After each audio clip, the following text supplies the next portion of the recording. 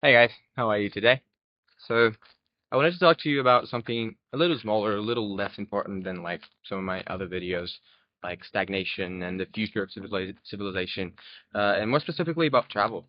Uh, so I've been traveling for a long time. More recently, I did a little month of traveling around Australia before coming back to Melbourne. Uh, uh, Staying in a few hostels here and there, both in Melbourne and other cities in Australia. And obviously in Europe, I stayed in hostels in like some 35 countries. So I've got like a very rich hostel experience that to this day hasn't included Asia yet because I haven't been to Asia.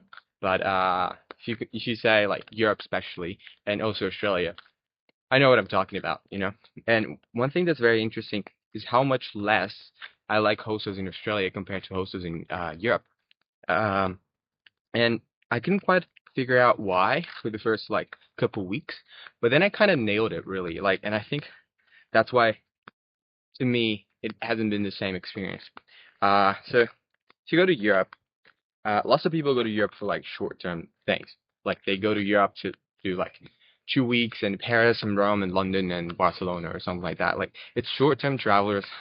Sometimes it's your first time traveling abroad. You go to Europe. It's more of like a fresh type of traveler, short-term type of traveler.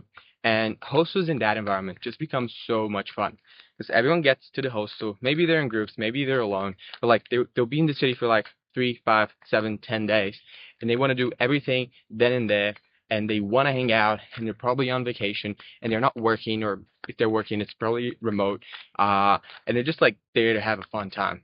And so the probability in that context that you find someone to vibe with and that you can party with, or that you can uh, do a little trip together with, or really, even if someone is like backpacking properly, like there's so many cities in Europe. And there's so many different routes that you could take with them because it's so cheap, because it's so easy, because things are so close that you end up like making a lot of like very uh, it's easy to make meaningful connections. Let's say, let's put it at that. And I think for Australia, it's a little bit different because the vibe of traveler coming to Australia is very, very different. Most of the Latinos I met here, they're mostly just they're here for work. Like they're not even staying at hostels. They're staying in a flat or something. They came here for a 6 month exchange or study English or trying to immigrate, and they're 100% locked in on pretty much paying for the studies really, because like uni and courses and diplomas here are pretty expensive. And then they have to be pretty much either working or studying full time, and you don't really have time to interact with them. With Europeans, it's a little different. They're like their visas are better normally. They have like work and holiday opportunities, and they don't need to be paying for a course or something. Also, they normally come with a little more money from back home. So it's a little bit of a different scenario. But even then, Melbourne, no, not Melbourne, Australia has like what 6, 7 proper cities and a bunch of cities in between. And also it's really spread out. So it's just not as many different connected things as it is in Europe. And so it's very common for people to come here, first of all, on a 1 year visa or on a 6 month visa. If someone's been here for less than 6 months, you say they haven't been here for long. Whereas, like, if someone's been in Italy for 10 days, uh, they go walking around like, oh, I really know Italy. And so, like, just the vibe of the people you meet is really, really different. They're not in a hurry.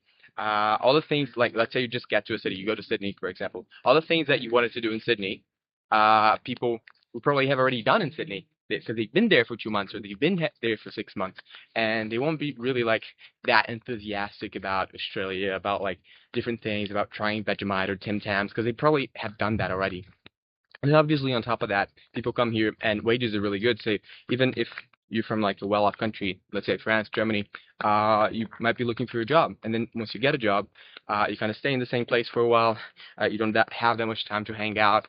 And what I noticed is like this creates kind of like really closed off communities of people who have stayed in that hostel for a long time.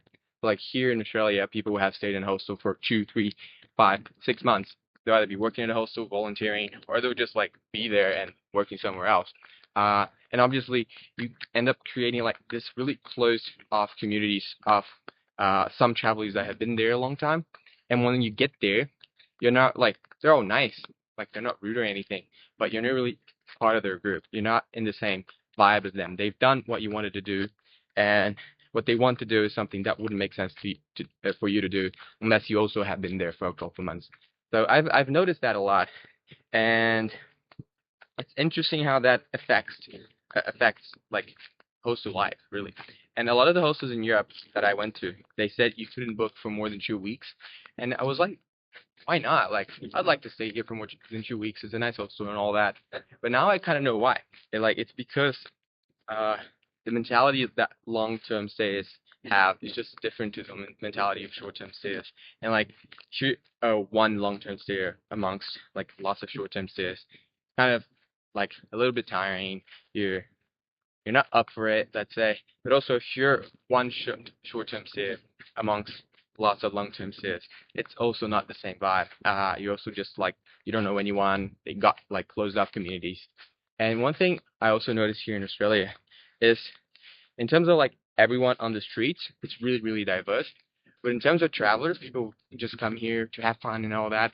It's literally just like Germans, French, and Italians, and like some Spanish people, and that's pretty much it. And there's actually a problem because people like when you go to a hostel, they end up like completely dividing by nationality. Germans not so much, but like you'll be French people with French people, Italians with Italians, Spanish with the Spanish, and like there's no mixing between them. They'll be speaking their own language. I'm lucky enough to actually speak French and some decent Italian, so I can kind of hang around with them. But like for your average Joe who speaks English or who's from some country that doesn't speak French or Italian or Spanish, you're kind of like excluded from those communities where like they're all nice to you and all that. But if it's like you and a dozen French guys, they will not talk in English to you like just because you're there. They will talk in Spanish. They will talk in French, and you do with that what you want, you know. And so, uh, it is a different vibe of hostel. There's lots of things I liked here in Australia. Wages are just better. The weather's really good overall. I mean, if you're south of Sydney in winter, you might struggle a bit, but otherwise, it's mostly fine. Uh, it's really rainy. Like I'm really in the outskirts of town. It's really, really far, and it's still like got cute parks and nice infrastructure and such beautiful houses in a way that like in Europe, like if you're in Paris, if you're in Rome, if you're in London, you're really far from the city center. You'd start seeing like some roughened up kind of neighborhoods and suburbs and all that. And that's not even talking about like Latin America, Africa, Asia, like proper quote unquote underdeveloped countries. And here it's just like it's still plain nice. Like most of Australia is just like plain nice. In Melbourne, I haven't seen like I've driven around. I've lived here. I've lived in different places. I've literally tried to go like everywhere in the city and outer suburbs as well. And I couldn't find anything that wasn't kind of cute. That wasn't kind of like, oh, this is a nice neighborhood. This is all right, you know. I mean, some of them are really far, but other than that, it's just like everything here is just fine. So lots of good things to say about Australia.